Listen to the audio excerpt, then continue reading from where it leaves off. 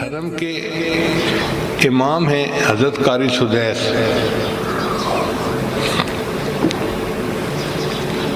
قراء حضرات تو ان کے اوپر عاشق ہوتے ہیں اور اللہ نے اب ان کو اور عزت دی.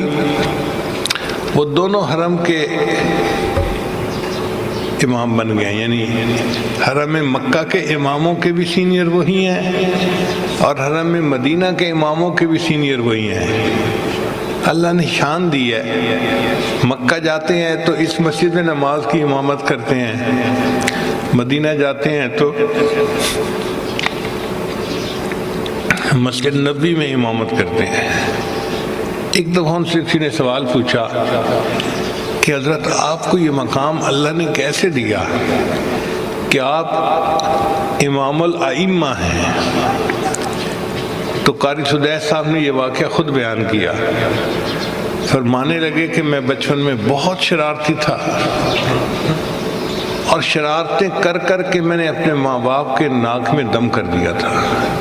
میری ماں مجھ سے بہت تنگ ہوتی تھی مگر میرے لیے دعائیں کرتی رہتی تھی. ایک دن گھر کے اندر مہمان آئے تو میری والدہ نے ان کے لیے دال چاول بنائے. اب دال پکا کے امی نے رکھی تو میرے ذہن میں کیا شیطانیت آئی کہ میں نے ریت کی ایک مٹھی بھری اور سالن کے اندر ڈال دی. دیکھنے میں تو کسی کو پتہ نہ چلا.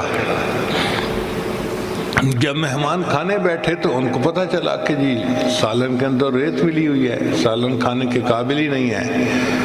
تو اس وقت بڑا شور ہوا اور میری امی کو بہت ہی ذلت اٹھانی پڑی.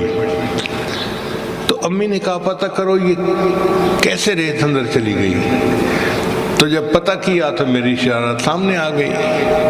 تو امی کو بتایا گیا کہ تیرے بیٹے سدیس نے شرارت کی ہے اور اس کے اندر ریت ڈال دی. کہنے لگے اس وقت امی کا چہرہ غصے سے سرخ تھا اور وہ پریشان تھی میری جو ہے نا شرارت کی وجہ سے.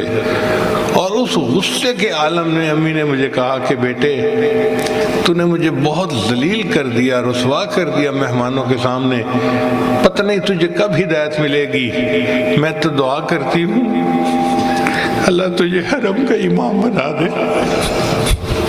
اس غصے کے عالم میں جو ماں نے یہ کہا کہ میں تو دعا کرتی ہوں اللہ تجھے حرم کا امام بنا دے، اللہ نے اس کو قبول کر لیا اور آج میں دونوں حرم کا امام ہوں.